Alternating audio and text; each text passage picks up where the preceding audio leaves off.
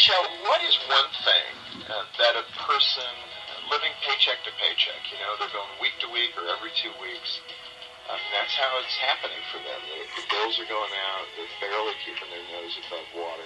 What's something they can do today to get started to reverse that?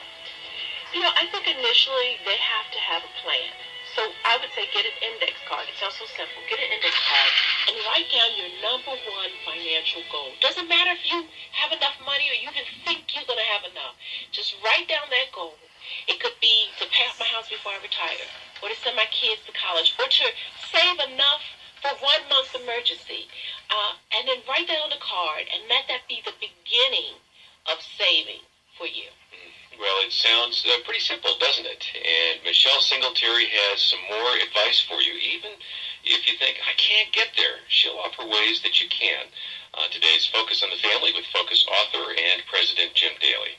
I'm John Fuller, and Jim, you mentioned living paycheck to paycheck. It's so easy to feel like the money comes in, the money goes out. Well, it does, and I'm shocked, when I'm paying the bills. I usually do that. Gene will augment that, but I'm looking at paying for the car insurance and even, heating and air conditioning, energy. Those costs have just gone up, and up. And I'm sitting there going, wow, how do we all do it? How do we make enough to get it done? And, that is a big question. Money, whether you have a lot of it or a little of it, is a huge point of stress. I think it is the number one contributor to marital strife. When we do the survey work here at Focus on the Family, people say money problems drove me to divorce. Now, I don't think that's it. I think it's a symptom, and we're going to talk about how to at least take care of that symptom today. Mm-hmm. Yeah, you mentioned the strife over money. Oh, this is good. Well, there was a moment during the winter recently.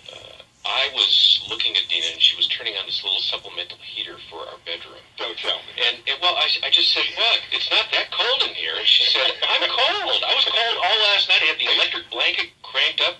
I said, "Yeah, but the bill, the electric bill was so high last month." Point, yeah. And so she looked at me, and I knew I was in a no-win situation. It's very, very common to have difficult conversations about the finances, even simple things. Well, we've heard a little bit from Michelle Singletary, and let me just tell you that she is a personal finance column writer for the Washington Post. She's written a number of books, including The 21-Day Financial Fast, and she's a working mom. It's her first time here to Focus on the Family. Well, Michelle, welcome you to Focus. Oh, thank you. I'm so honored. Oh, my goodness. I'm so happy. Oh, it's kind of, you're working full-time at the Washington Post, creating that column to help people with their money issues. What's something that you see in that position, working with a broad spectrum of people? What do they say is causing them heartache? I think two major things: their inability to save and their debt load. And it's just weighing so heavily on folks that they don't see a way out. And they just throw their hands up because they can't save enough, and then they can't save enough because they have so much debt. Now, are you, and I mean this sincerely, are you saying that when you look at $130 energy bill per month and you're looking at a couple $100 on auto insurance and you're trying to pay your rent, which varies around the country, I get that, but even here in Colorado Springs, you're paying $800, $900 at least, maybe $1,400 to rent an apartment. Those are big expenses. It is.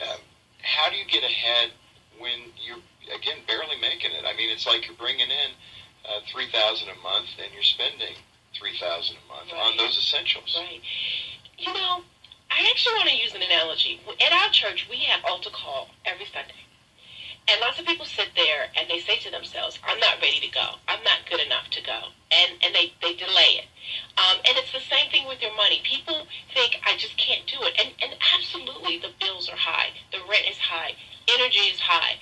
But you can't wait till you're ready to do it, just like you can't wait ready to accept Christ. So you have to just leap out there.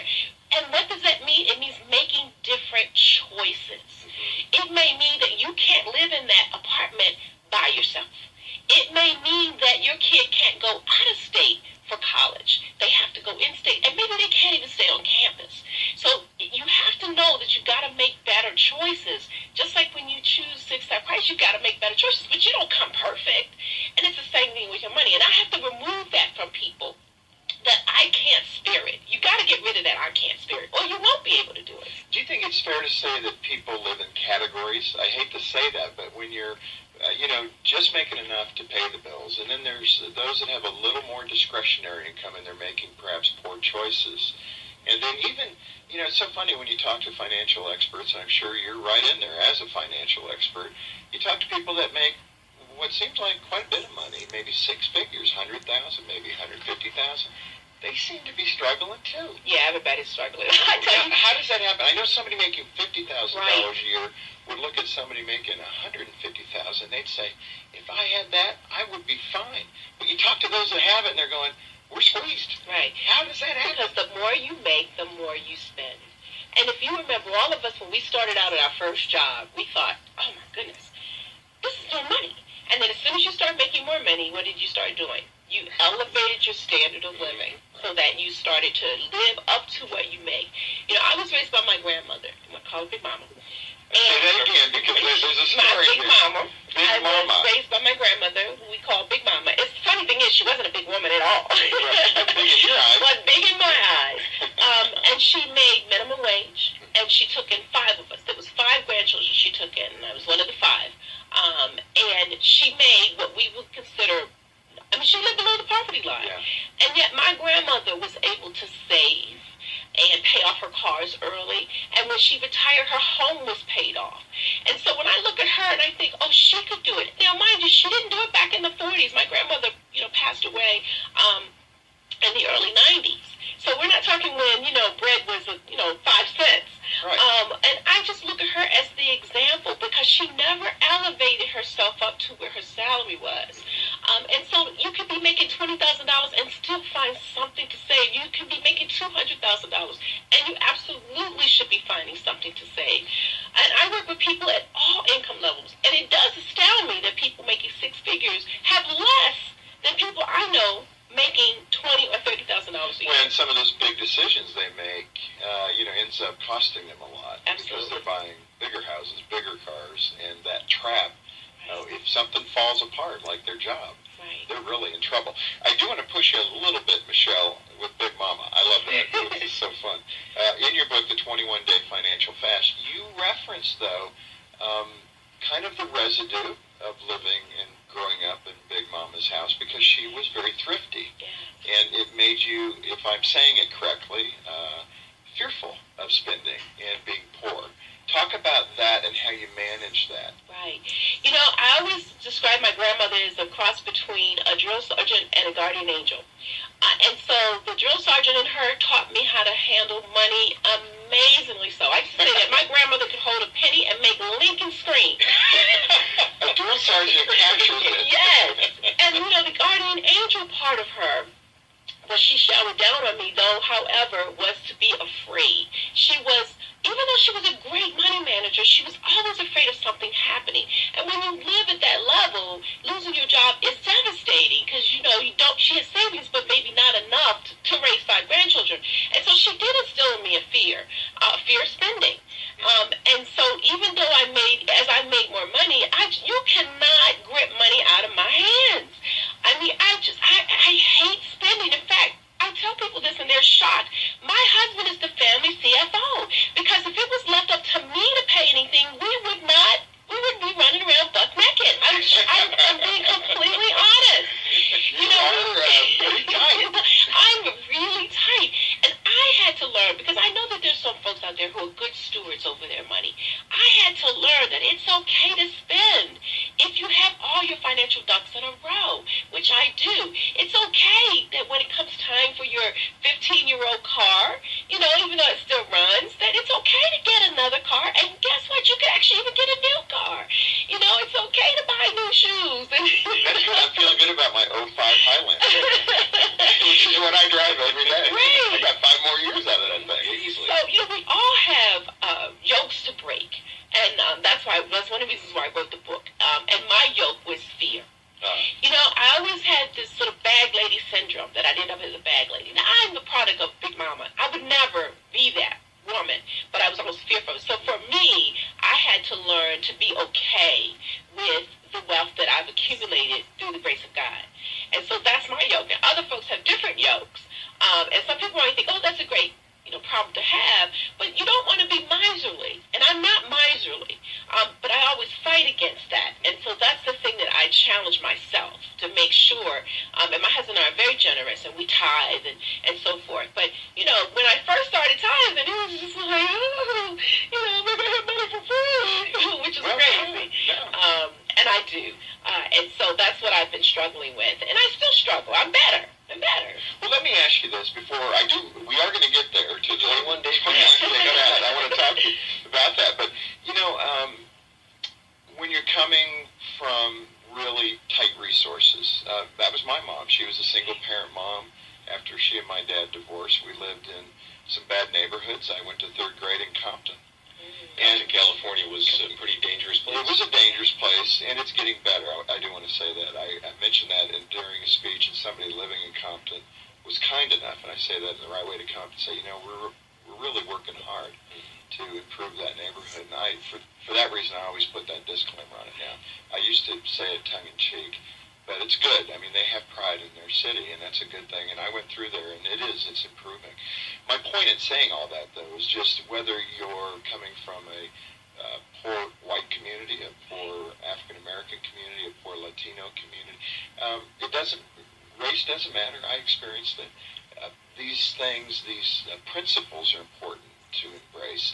But talk about that distinction. Sometimes we feel the load is too much, and we look for reasons as to why. And maybe opportunity isn't quite the same for everybody. I don't mind talking about that too, but talk about just the idea of the poor and what we need to be thinking about. I'm glad you asked that question, because whenever I speak, there's always someone who will stand up, in a way of challenging me. Well, there's a lot of poor people, so how can you tell them to save when they don't have any money? Well, what would you say I should tell them as an alternative? Because no matter what you earn, you gotta figure out a way to live within that means. Now, I have different messages where I try to help them get a better education and better skill building.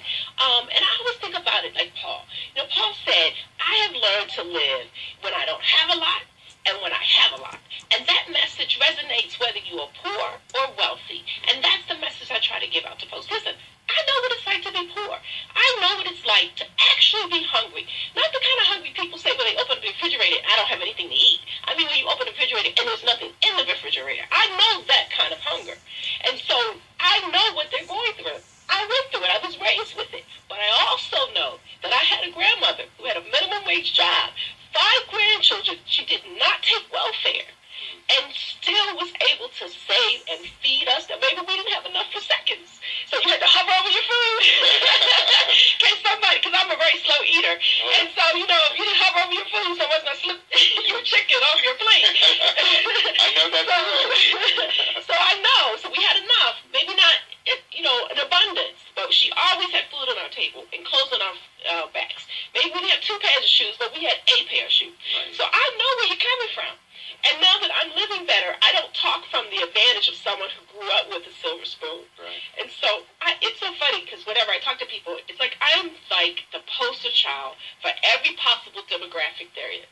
I'm African American. I'm woman. I'm married. I grew up poor. I'm wealthy now. My son has autism, so I know what it's like to live with a disability. I had a disability. I had to, help my grandmother in her later years, and she was dying. I've been a caretaker because one of my brothers had epilepsy, so I had to take care of him both physically and financially. When I graduated from college, my grandmother turned over the care of him to me.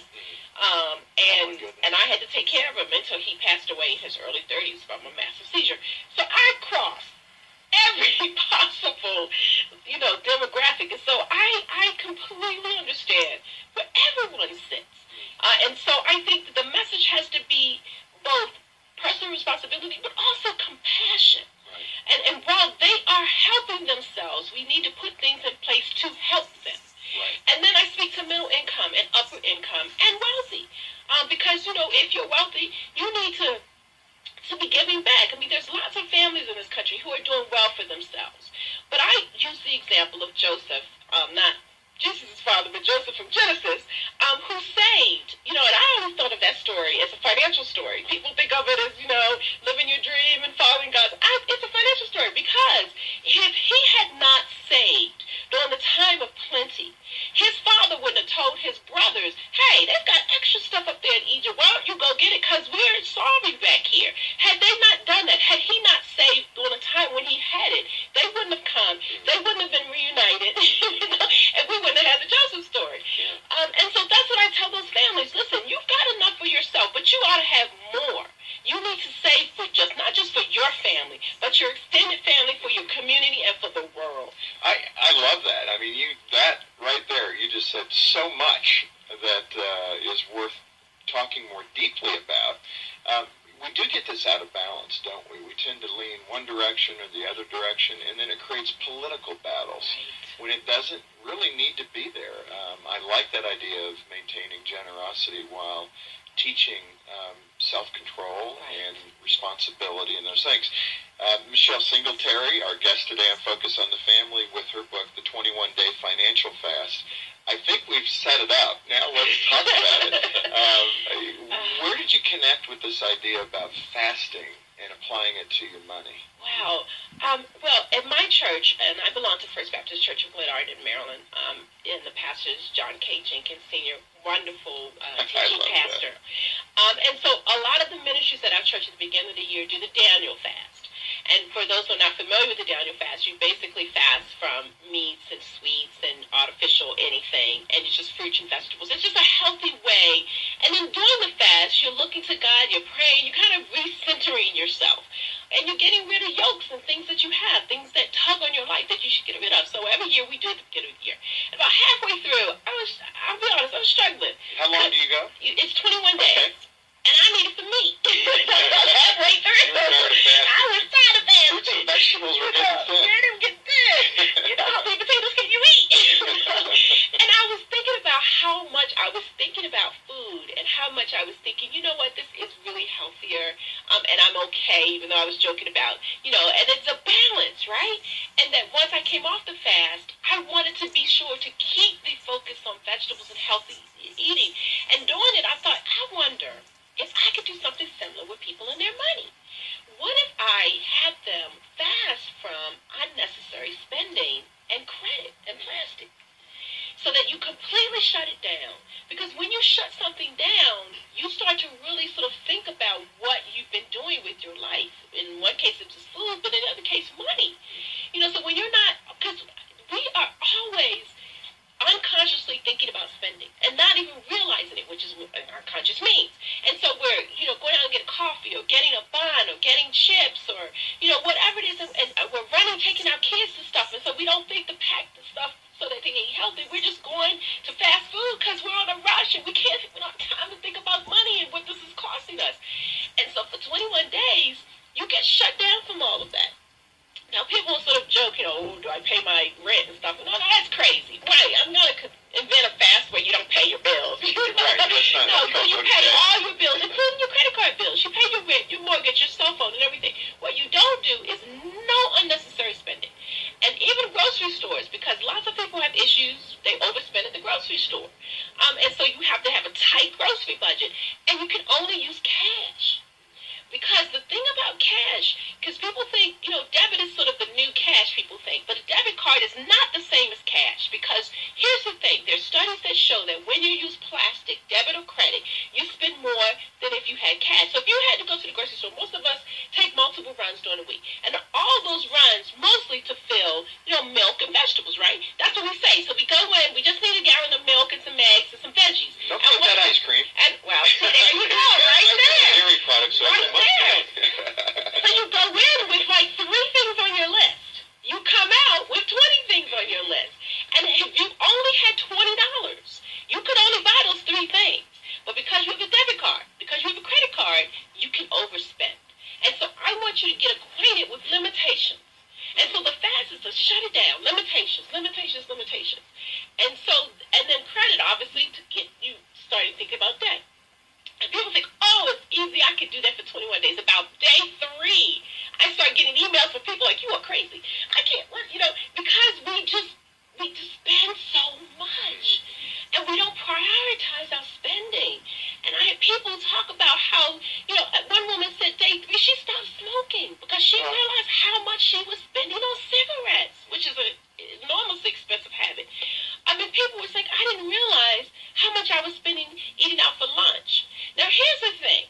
Most financial experts will say, cut out the expensive coffee, cut out this, because you'll save millions, which is really, the math doesn't work. I don't tell you any of that, because here's the difference with me.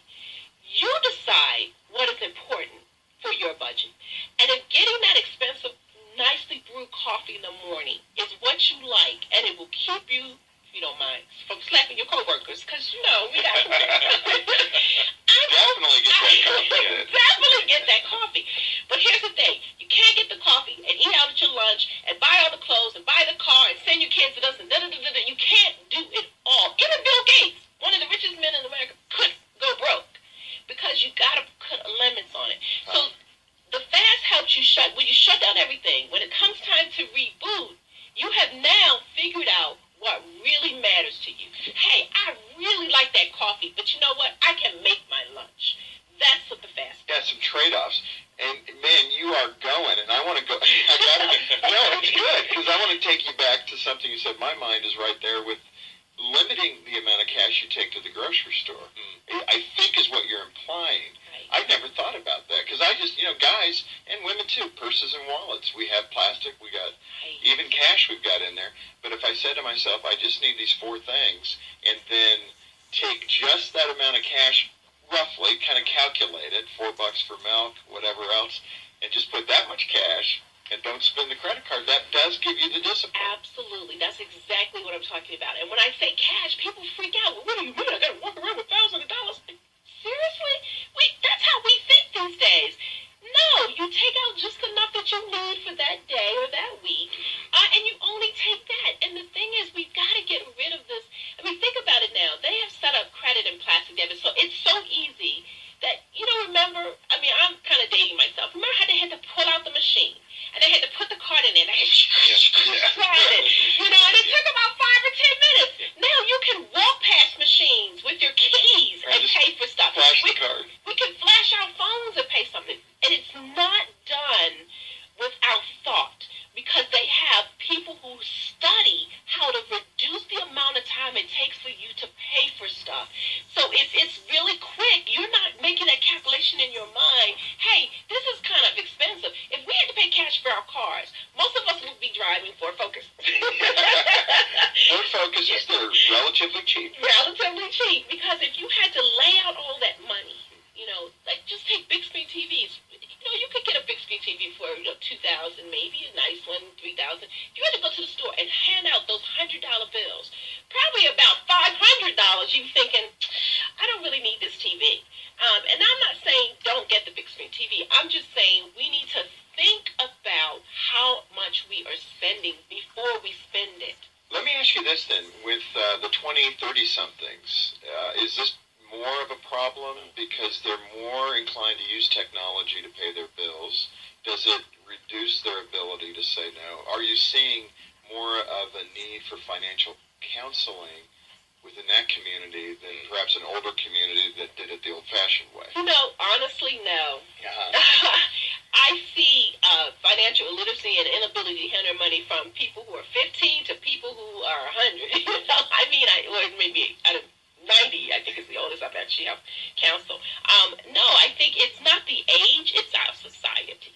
Well, what I'd like to do is come back next time. You talk about an acronym, PAY, and I want to start next time with that, but tell us now what PAY means.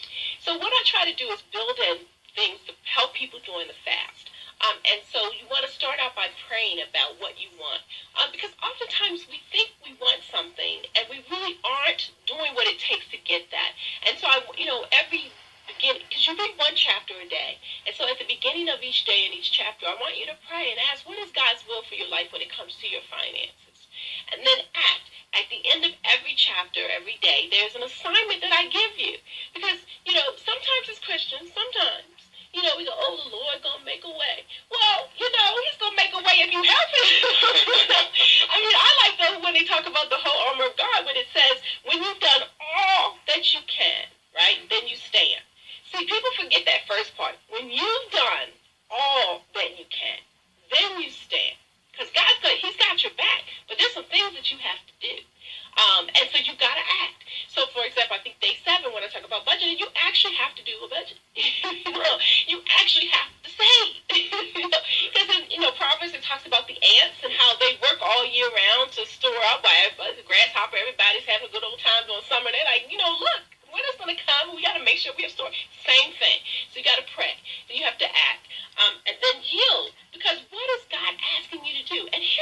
about that yielding.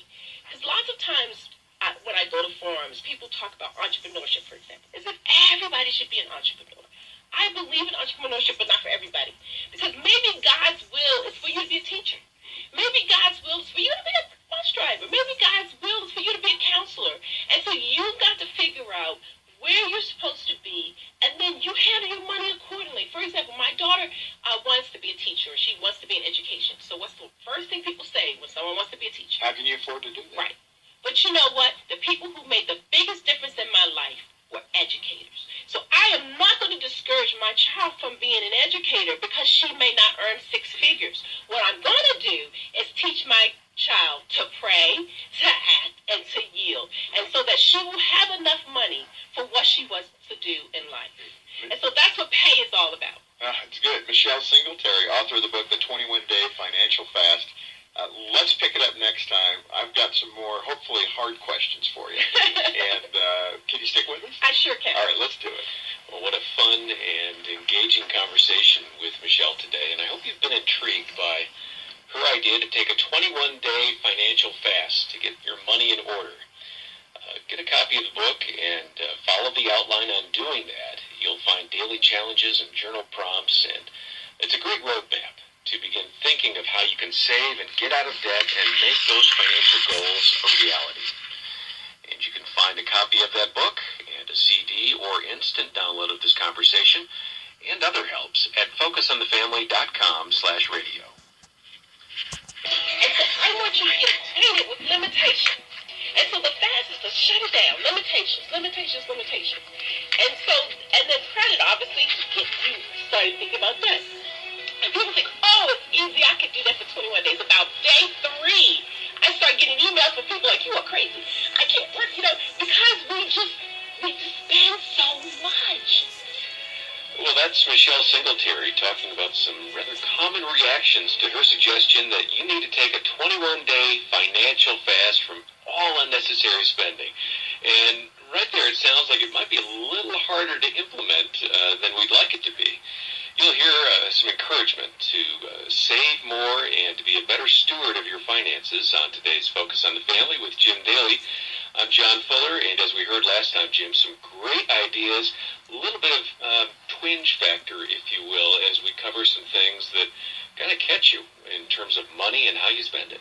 That's true, John. I think for me, we look at that, here focus, and I said it last time, finances tend to be the biggest problem in marriage, and there's a reason for that, but it is a symptom. It's a symptom of our behavior, and that's what Michelle's talking about. And if you missed it last time, get the download, write us, call us for a CD. We can provide that for you. But, it's really good information. I thought we really heard both her heart and her head talk about the importance of knowing how to spend money wisely. Yeah, that's right. And you can get the CD or download at focusonthefamily.com/radio or call us for details, 800-A-FAMILY. Michelle, let me welcome you back to Focus on the Family. Oh, thank you. It's my pleasure. I love talking about this stuff. Well, I can see it. Your face, you're bubbly about it, and that's good. Not too many people are bubbly about their finances. But you write for the Washington Post. That is no small achievement that you're a columnist with the Washington Post. That's big-time stuff. So congratulations. Thank you. I do feel blessed. Yeah. And in fact, it's so funny. The reason why I got the column, and it's syndicated across the country so people may see it in their newspaper, was because of my grandmother, Big Mama. I work at the Washington Post, and very talented. She was. I left my hometown paper to go to the Post, and she wasn't happy about that because she wanted me to stay in Baltimore. But when I got to the Post, I was bringing my lunch. Now, in Washington, the whole thing about Washington is you have to do lunch. And so when I got there, people were like, oh, you want to go out lunch with us? I was like, do you all know how much it costs to go to lunch? And so I'm bringing my bag lunch to the Washington Post, right? So I'm the only person at my desk most days, with my lunch. There was a couple other people who were good about that as well. And so my editor was like, you're always talking about this Big Mama and money. You should write a column about it. This was I think in 97, before personal finance became sort of the big thing. And so I wrote about what I learned from my grandmother, Big Mama. And this is even before email and internet. And we got so many bags of mail. that they were just blown away. And we're talking from people from all walks of life, old and young and rich and black and white and Jewish and Christian. I mean, it was just, they were like, wow, somebody who thinks like me, or somebody had a grandmother like me. And so that's what really started the column. I just talked about the principles that my grandmother, taught me about money. And then from there, I just started writing the column, and now, 100 clients later, newspaper clients, it's syndicated across the country, and I couldn't be happier, and I stuck right to my roots. I'm still very simple because the things that it would take for you to be rich are not what people think. My pastor, who's just wonderful, he did this one Sunday. He asked us, how many people are rich? Now, I belong to a mega church, thousands of people. You can count on one hand the number of people who rose their hand. I did not hold up my hand. And I didn't for the same reason all those thousands of other people didn't. Because we were all in our head thinking, well, I don't have enough for my retirement. I don't have enough of this. And I don't have this. And what does he mean by that? Does he mean this? And we were all doing these calculations. And so then he asked us a series of questions. I will never forget this sermon. He said, how many of you can get up in the morning and get a clean glass of water? How many of you can open up the closet and decide what to wear? How many of you could have a meal? He said, how many have somebody who loves you? How many of you have your own teeth? And then as he asked each of these questions, we all kind of sunk in our chairs because our definition of rich was wrong. And if you use his definition of rich, and we talk about that in the book, about being content. If you are more content, you have more money because you're not trying to get so much stuff. Well, I mean, that is well said. The key there, though, is how much discontentment there is, especially in our culture, Western culture particularly, but certainly in America and Canada. When you look at it, it's almost like they prey on that. They're pushing us to that discontent level. Why is that? And then we as people of faith, how should we be responding in a culture that's indulging us? And let me ask you this too, when it comes to that entitlement feeling, it's all kind of tied together. So how do we get free of the snare of feeling like I'm owed something? Right. And entitlement and content are two different things. Entitlement is like I deserve something. And, I had a sense of entitlement. I don't like to be cold. I just don't like to be cold. And I don't want to wear a whole bunch of sweaters because I don't want a whole bunch of stuff on my body. And so my husband kidnapped my space heater one year because our energy bill was too high. He literally kidnapped it and wouldn't give it back. And then he went throughout our house and put in programmable thermostats so that it would adjust. Because during the night, before he put them in, he'd go to sleep. I'd turn the heat up. I'm not even going to tell you the temperature because it's not any. Oh, come on. Oh, my gosh, it was terrible. I took 80, which is crazy. Yes, I mean, it's like living in the tropics. I'm like, now I understand your husband's actions. he'd wake up in the middle like, what did you do? And so we had this battle all night long of turning the heat up and down, up and down. So he finally put in program and he threatened me. He's like, don't you touch these thermostats. And he was right because I had this sense of entitlement. Why can't I throw on an extra sweater? First of all, it saves our energy bill, but also I needed to be more energy efficient because that's a good, admirable thing to do. Now, some nights I have on footy pajamas. That's his fault. He's not too happy about those nights. I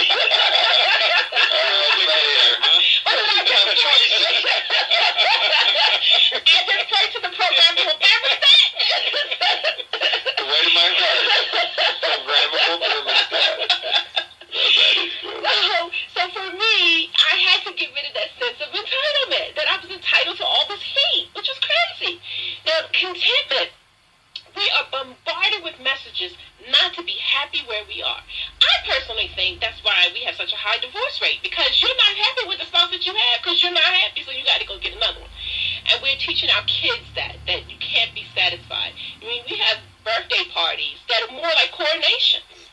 And if we're having those when they're young, what do they have to look forward to? I mean, my husband, who's very frugal, because I wanted to marry somebody who was similar to me. And when we were dating, he wouldn't shower me with stuff because he says, if I do all this now, what do you have to look forward to? He's like, if I shoot for the moon, Michelle, it's good to hear that, but it sounds like you married well. And he married well. So you're both very frugal. That's not most people. Right. And I'm thinking of the couple that's really struggling. Let's talk to the Christian couple who's really struggling, and they haven't been able to curb their appetites. It's been a bit out of control. How do they invite God into that process? You know, there's a day in the book where we talk about couples and money, and I believe that you have to, first of all, I'm going to talk to people who are thinking about getting married and people who are already married. So let's start with the people who are already married. You've got to sit down and come up with a plan, because you're right, opposites tend to attract. Say we're married to spendthrift, and it calls for a lot of combustion. And it's interesting you should say, it is true that people say money is the number one reason why you get divorced, but it's not the lack of money or the abundance of money. It's all those underlying issues, the sense of entitlement, contentment. I mean, I grew up poor, so you have people in marriages who grew up poor who say, I don't ever want to be poor again. I'm going to get whatever I want because I didn't have shoes when I was growing up. And so they overspend. Or you have people who grew up in miserly homes, and so they want to overspend because they were denied so much as a child. Or you have people who grew up in homes that were good. They had money. And so now they're trying to repeat that situation. And so what I tell couples is get to the root first, because you can't heal that unless you know what's going on. And how do you get to the root? I believe in Christian counseling. I believe talk to your pastor. Get into a program at your church. My church has a number of programs. And so you've got to come up with a plan. And so we have, in the book I talk about house rules. So for example, you have to have if my husband came up with this, you have to have 2 yeses and 1 no. So unless you both agree to something, you can't buy it. It took us 8 years to get a dining room set. For a dining room 8 set. years, because our aesthetics are different. And we couldn't agree, so we couldn't get a dining room set. And, do you have a floor for that purchase amount? I mean, do you have that kind? Yeah. The floor depends on where you are. For us, it's $200. Right. For a couple that's making less, it could be $20. But that's where you have to both agree. Gene and I do a little bit of this. Right, right. You can't spend more than this without consulting your spouse. And it has to be, it has to be 2 yeses. So you can't browbeat the spouse. And then once you make a decision, you can't have regrets. And so I tell them, come to the sessions, come to the financial session. You get counseling. You take the classes. You read the book. You do everything. And then very gently, very loving, baby, this is some good stuff. Make them a nice dinner. Put on some nice things, and just very gently and lovingly, patiently work on your spouse. And I believe that God will honor that and bring them along. Well, some great information and heart from our guest today on Focus on the Family with Jim Daly. Michelle Singletary has the book called The 21-Day Financial Fast. And you can find more about the book and a CD or download of the program at focusonthefamily.com/radio, or call us and we'll be happy to tell you more. 800, the letter A, and the word family is our number. Hey, Michelle, let me ask you, budgeting can be tough. Gene and I, we struggle. We're in and out, sometimes good, sometimes not so good. Just convince me. Why is that the backbone? Okay, I'm going to convince you. Now, don't be offended by what I'm going to say. So, there's the stereotype of guys not asking for directions, right? I bet you kind of like that too, right? Yeah.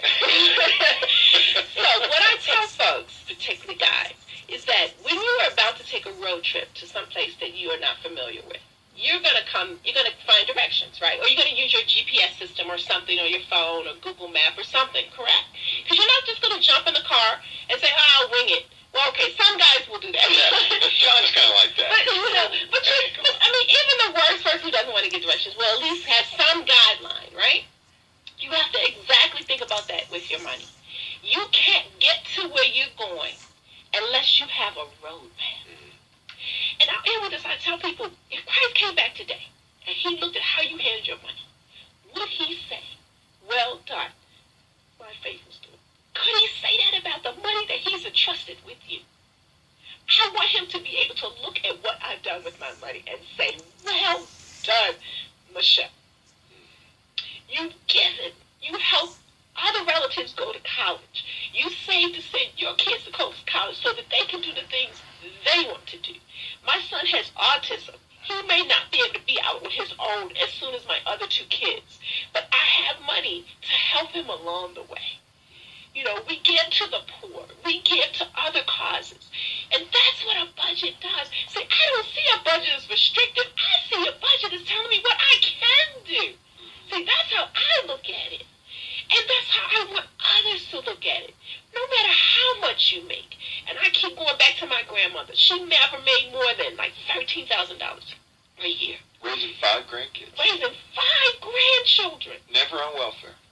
Never on welfare. And she was able to do it because she had a plan and she had a budget. Michelle, I mean, that is so good.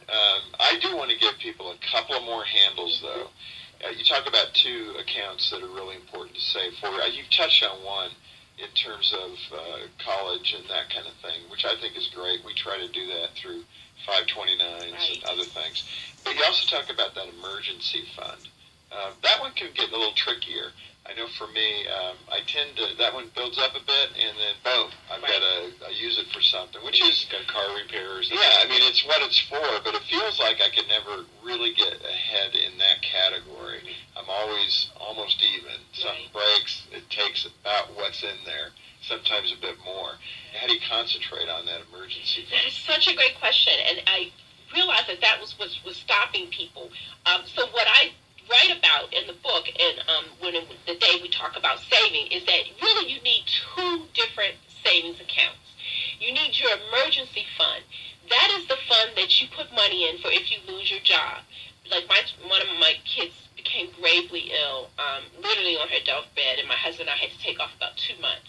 Now, we had good health insurance and good leave so that we didn't have to go without pay. But say you had to go without pay. That's where you're going to pull that money from, the emergency fund. That's a dire situation. What's the rule of thumb on that, though? Is that 2 months? 3 to 6 months. 3 to 6 months. Now, here's the caveat. It depends on the type of job that you have. If you have a job like you guys, right, it's not easy to get this type of job someplace else because, like, I'm a columnist. You don't just walk into a newspaper and get a columnist job.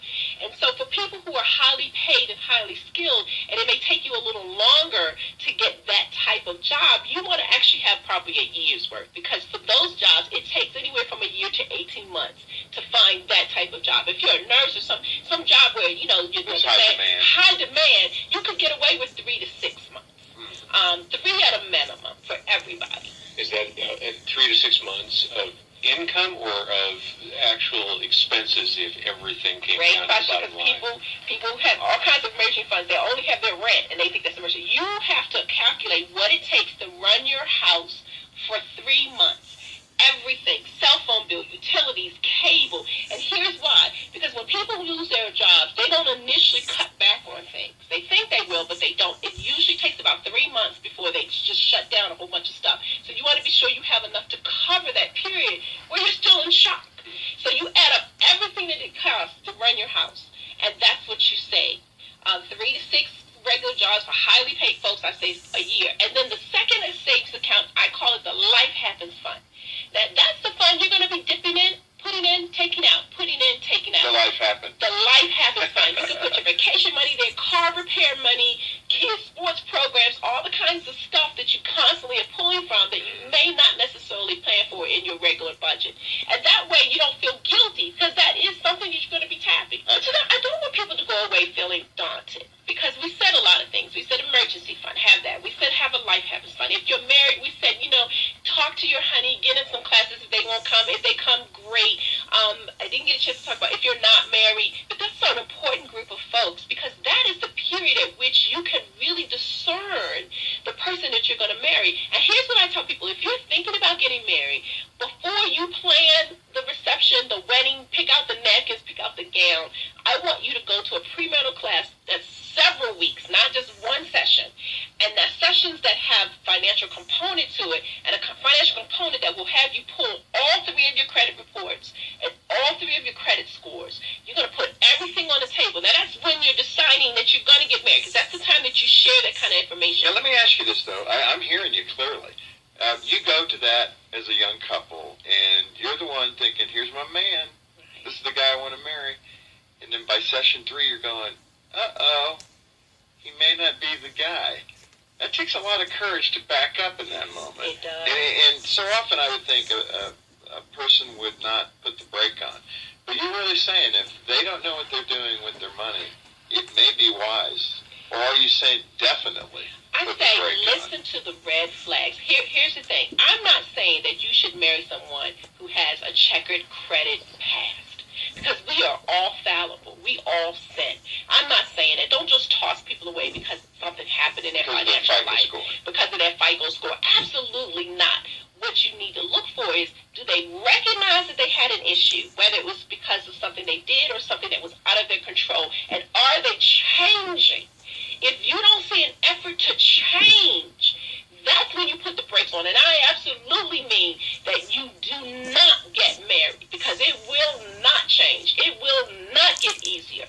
And and the parents and the relatives, you ought to be whispering, don't whisper their ear, yell in their ear, stop. And that's why I tell you, don't plan the wedding before you do the classes and you look at how, and also look at the person's values. What do they think about tithing? You need to talk about this stuff. And it's not a matter of what the person makes. Because, you can marry a truck driver making $20,000, but if that truck driver knows how to hold on to a penny, I would marry that $20,000 truck driver before I'd marry somebody $200,000 who's a spendthrift and doesn't want to change. And so that's the key. And you got to have the courage to say no, to say, you know what? Because this is a lifetime commitment. My husband, I said, divorce is not an option. And so I used to tell him about the jazz song, it's cheaper to keep her. No, baby, you're not getting rid of me. And so because of that, he and I went through premarital class. We talked about it. And I'll be honest with you. I was raised by my grandmother. My grandfather was an alcoholic, and so his paycheck didn't always come home. So lots of issues with that. So my grandmother was very sort of, you can't trust a man. She wanted me to have, can I say this is a little salty, but a homework and Huzzy account, the account that he didn't know about.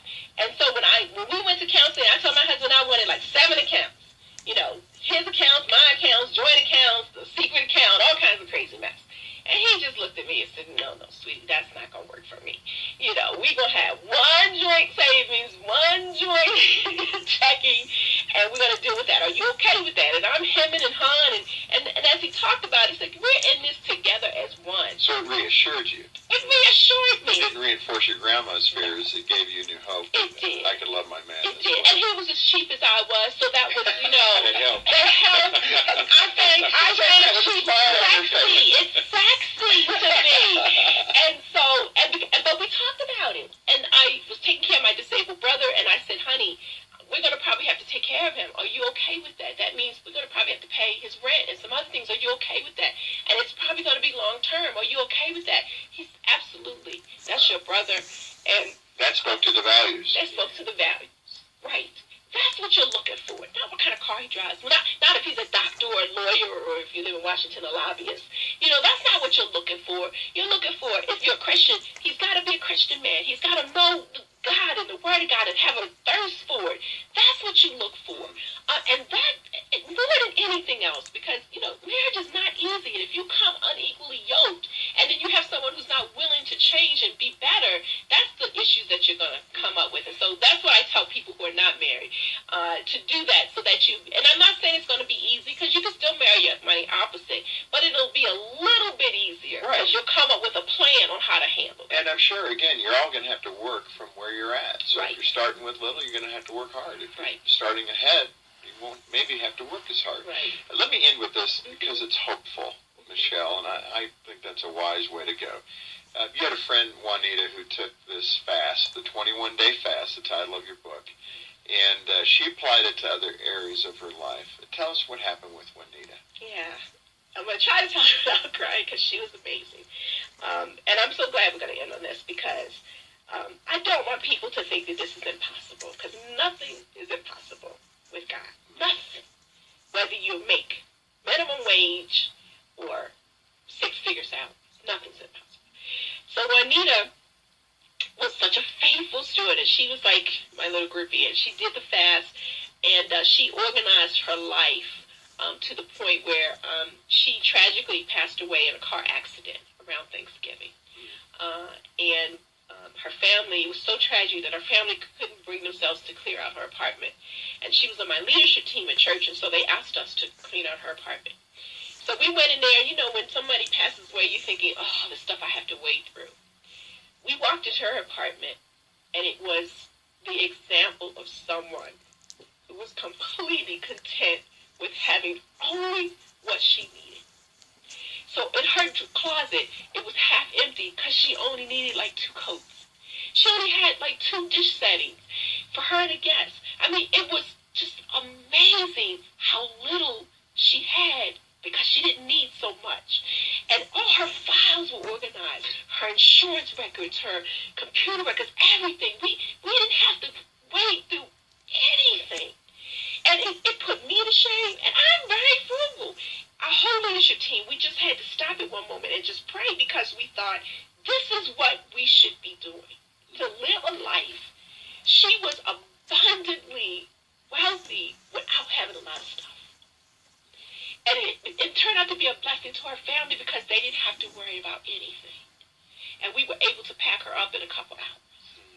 It was just a testimony to someone who went from $100,000 in debt to no debt, and then tragically passing away, and in her passing showed us what it meant to be rich. And there was some left over for her family. And she had money and things left over for her nieces because she wanted to help them and her family. And I wish I could be more like her because I look at the stuff I have even in my house, and I still have more than I need. What a great story, though, Michelle. Michelle Singletary, author of the book, The 21-Day Financial Fast. Thank you. In so many ways, may we all be more like Juanita. And in that way, when we end, no matter how we end, to be right with the Lord and leave an impression with those around us that they would say the same thing. Right. Well done, thy good and faithful servant. Great to have you with us. Thank you. What a meaningful way to end our 2-day conversation with Michelle Singletary on today's Focus on the Family. And I hope you've been inspired by that story of Juanita and other helps that Michelle has offered along the way here to save, to get out of debt, to live more simply and more generously. Please look for a copy of her book, The 21-Day Financial Fast, at our website. It's a step-by-step guide on how to get your finances in order. And get a copy and a CD or download of this conversation at focusonthefamily.com/radio, or when you call 800, the letter A and the word family, 800-232-6459. And one of the